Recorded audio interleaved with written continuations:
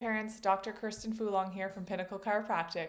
And so, when you get to know kids with autism, or if you have a child yourself with autism, you've probably heard of the term low tone.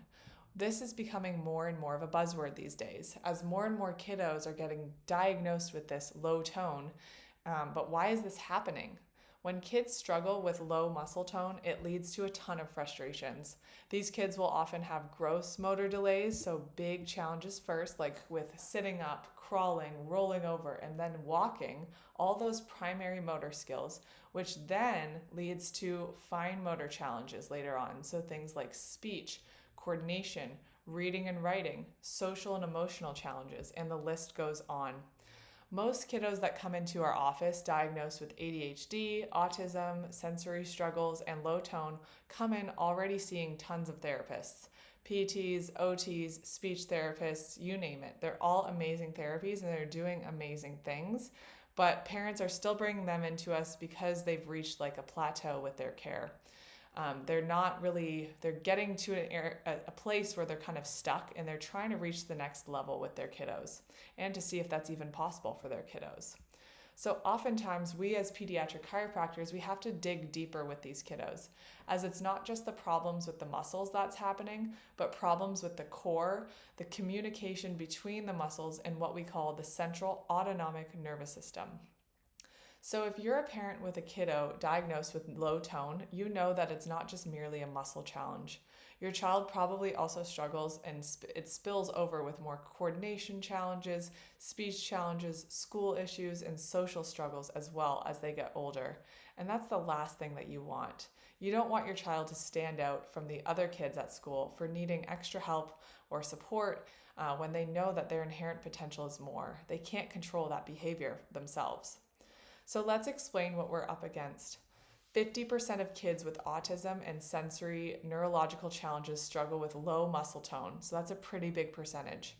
We see it in kids with ADHD and even in teenagers with anxiety and mood disorders in our office. So I believe it's actually more than 50% of these kids. So what is muscle tone really, or what is low tone? It's not whether you can hold a plank for 3 minutes. That's a little bit more advanced. It's much more foundational when you have low muscle tone. So most of muscle tone is actually set automatically at ages 1, 2, and 3, where we see those gross muscle motor movements turn into fine motor control like speech and coordination, like I mentioned earlier. So this is usually the stage where parents will definitely notice if something's off, if they're not walking properly, or if they're delayed with walking, if they didn't roll over, or if they skipped steps in their milestones. These are all red flags to parents, or should be red flags to parents. All the muscles in yours and your child's body are controlled by the central nervous system, or what we call the master control center. So if there's not smooth, easy communication going up to the brain from the muscles, there will not be so smooth, easy communication going from the brain, output going to the muscles. And so what you see is some disorganized, dysregulated movement or lack of movement. So stress in the nervous system creates dysregulation in the muscles. So you get that in your heads. It creates dysregulation in the muscles so that motor output is altered. So some nerves are too wound up and tight and those nerves create too much tone in those muscles. So those muscles are hypertonic, is that what we call it. And some have not enough, so that's the low tone component. So we have some areas of the body where there's high tone and then some areas of the body where there's low tone. So this results in dysregulated movement or motor control issues and then those speech and coordination challenges later on. So what we actually see clinically is that low tone results from a first hypertonic or high tone nervous system in the first place. Typically, this happens when there's some significant physical trauma, particularly to the head and neck region from that birth process or birth experience. That's the first time you get that physical trauma in your life. So things that we hear in our office are cord wrapped, dystocia, stuck in the birth canal, things like induction, forceps, vacuum extraction, cesarean sections, twisting and pulling on the upper neck region, just trying to get baby out quickly. That can create a ton of physical tension right at birth on that head and neck area. So this causes the muscles of the head and neck to get tight. They're trying to protect the area after that because that was a significant trauma.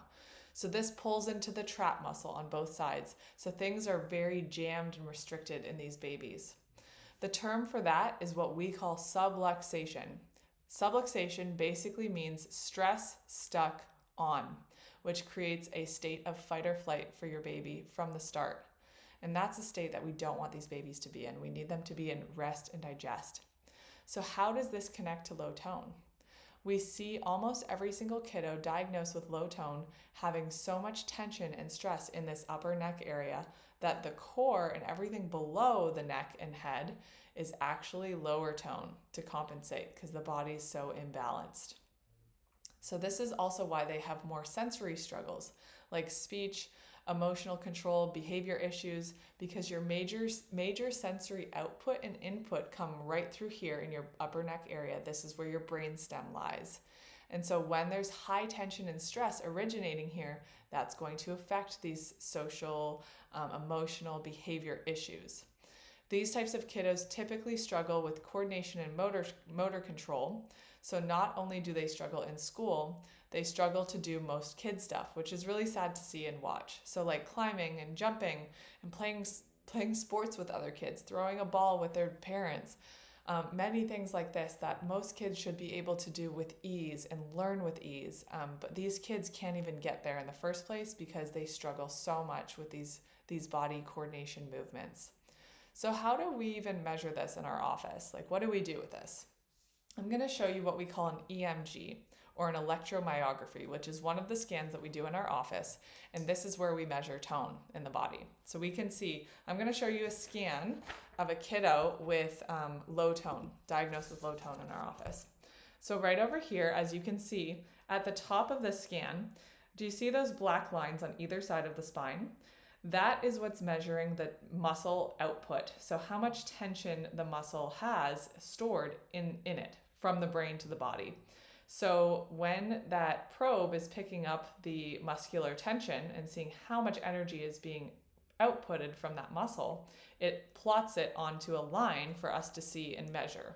So what we see at the bottom here is that the pattern number, which is right over in the middle here, that normally should be 100%, but we're seeing that's at 24%. So that automatically, when I see that, I know that there's something off with tone in the body.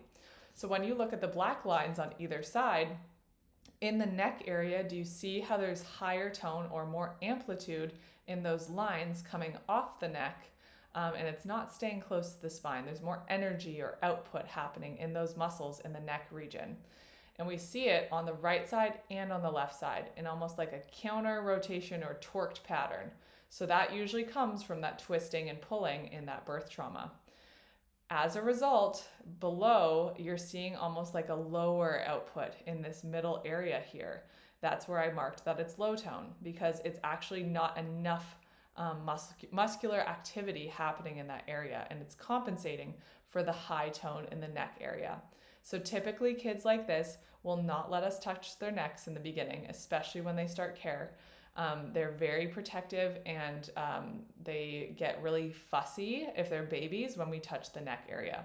That typically means there's more tension and stress in that area, and this is what we will see on their scans. So that's an example of a scan where the tone is all thrown off in the body. There's no balance happening. So there's high tone in the neck and low tone below the neck. So this is what's happening with low tone. We see it time and time again in our office. And this is where that pattern and seeing excessive tension in the neck is really telling us that we need to work on this and address this with frequency and specific adjustments to help these kids balance out and regulate their nervous systems.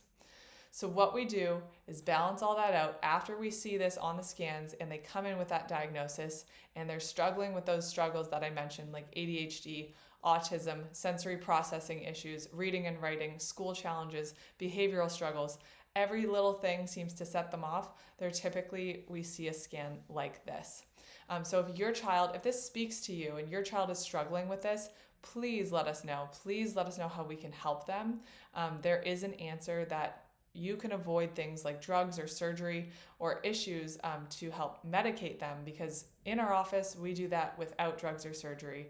We're simply providing the body with what it needs to calm everything down, rebalance the nervous system, specific adjustments in the areas of lower or higher tone to help turn on or activate the areas of low tone, and then calm down the areas of high tone.